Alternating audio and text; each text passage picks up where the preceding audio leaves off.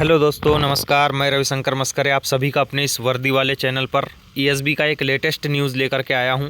हालांकि यह news MP police को लेकर के नहीं है, फिर भी मैं आपको ये लेटेस्ट न्यूज़ बता देता हूं। इसी के साथ आपको पता भी चल जाएगा कि कब तक एमपी पुलिस का रिज़ल्ट आपके सामने दिखने लगेगा। जैसे कि आप यहां पर देख रहे होंगे, ये मैं ईएसबी सर्च कर रहा हूँ। फर्स्ट लिंक में आप जैसे ही चले जाएंगे, ईएसबी की वेबसाइट खुल करके आ रही है। ठीक है, इसमें मैंने हिंदी पर इंग्लिश पर क्लिक कर दिया, सॉरी। अब इसके बाद जो है यहाँ पर लेटेस्ट न्यूज़, आप यहाँ पर कुछ लिखा हुआ देख रहे होंगे, ये लिखा है लेटेस्ट न्यूज़। ठीक है, अब देखना है यहाँ पर क्या लेटेस्ट न्यूज़ है। आपको यहाँ पर एक समाचार खंडन पत्र लेटेस्ट न्यूज़ घूमते हुए दिखाई दे रहा होगा। ठीक है, अब हम इसको क्लिक करेंगे, इससे पता चलेगा कि क्या खंडन किया है। जैसे कि आपने थंबनेल में देख लिया होगा कि 45% जो है पटवारी भर्ती के अभ्यर्थी जो है जिन्होंने संविदा कर्मी को चूज़ किया था, वो निश्चित रूप से इससे बाहर होंगे। इसका मतलब है कि इन्होंने, यदि इनकी हाइट, चेस्ट, पर्सनालिटी रही होगी और एमपी पुलिस में फॉर्म भरे होंगे, तो ओबियसली एमपी पुलिस का फिजिकल देने आएंगे। अब जैसे कि मैंने यहाँ पर उस पर क्लिक किया समाचार खंडन पत्र पे, तो अब इसको मैं पढ़ करके सुना देता हूँ। ये मध्य प्रदेश कर्मचारी चयन मंडल दिनांक 24 फरवरी 2024 को दैनिक समाचार पत्र पटवारी भर्ती संविदा कर्मियों के मेरिट लिस्ट में 45% अयोग्य। इस बात को ध्यान देना, 45% अयोग्य मेरिट लिस्ट में, यानी डॉक्यूमेंट वेरिफिकेशन के समय। यह बात मैंने आपको पिछले 2 से 3 दिन पहले के वीडियो में बोल दिया था, क्योंकि मेरा दोस्त इसी विभाग में काम करता है, ड्राफ्टमैन सिविल इंजीनियर है, भू राजस्व अभिलेखागार ग्वालियर में। ठीक है, तो उनके पास पूरा यहाँ का जब डॉक्यूमेंट पहुँचा तो उन्होंने बताया कि जो लड़के 21 से 26 साल के हैं वो अपना ग्रेजुएशन भी बता रहे हैं, और इसके बाद 5 साल का 5 साल का एक्सपीरियंस भी दिखा रहे हैं। तो ऐसा असंभव है, तो उसी का खंडन यहाँ पर किया गया है। जैसे कि आप यहाँ पर देख रहे हैं कि ये मैं टोटल पढ़ करके सुना रहा हूँ। अयोग्य 45% अयोग्य है। इन्हें 21 से 26 की उम्र में स्नातक और 5 साल का अनुभव बताया है। देखो स्पष्ट लिखा है, 5 साल का अनुभव बताया है।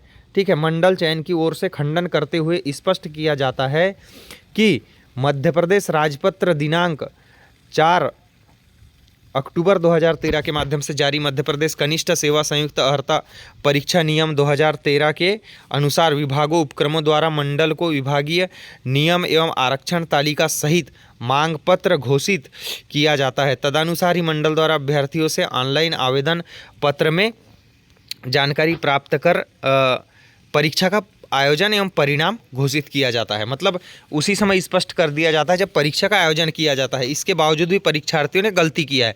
यहाँ पर लिखा हुआ है कि परिणाम के आधार पर मंडल द्वारा विभागों द्वारा प्रदत्त पदों की रिक्ति के अनुसार उत्तीर्ण अभ्यर्थी के नामों की अनुशंसा नियुक्ति हेतु की जाती है। संबंधित विभाग ऑनलाइन आवेदन पत्र में अर्हता से संबंधित जानकारी अनुसार अपेक्षित दस्तावेजों का परीक्षण कर ही नियुक्ति आदेश जारी करेगी। मतलब डॉक्यूमेंट वेरिफिकेशन के बाद ही नियुक्ति आदेश जारी करेगी, जबकि 45% अभ्यर्थी जो है इस डॉक्यूमेंट वेरिफिकेशन में बाहर हो रहे हैं। ठीक है, राजपत्र प्रकाशित उक्त नियम के अनुसार समूह 2 उपसमूह 4 पटवारी संयुक्त भर्ती परीक्षा 2022 हेतु जारी नियम पुस्तिका में स्पष्ट उल्लिखित है कि ऑनलाइन आवेदन पत्र में भरी गई समस्त जानकारी सत्यापन चयन के समय संबंधित विभाग द्वारा नियुक्ति पत्र प्रदान करने के पूर्व ही किया जाता है।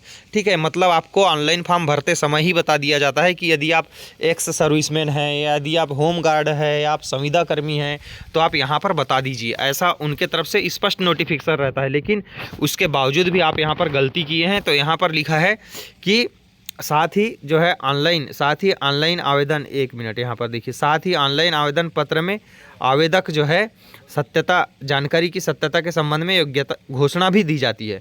ऑनलाइन आवेदन पत्र भरते समय यदि किसी अभ्यर्थी ने संविदा कर्मचारी अंकित किया है तो उसे संबंधित दस्तावेज को दिखाना पड़ेगा, जो कि अधिकांश बच्चे यहाँ पर नहीं दिखा पा रहे हैं। इसी प्रकार से एक नोटिफिकेशन जारी हुआ है।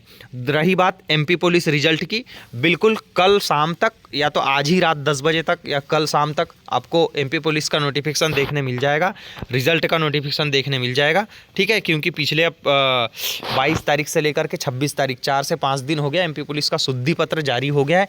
इसके अलावा 26 तारीख मतलब आज ही के दिन केवीएट भी लग चुका है, ठीक है।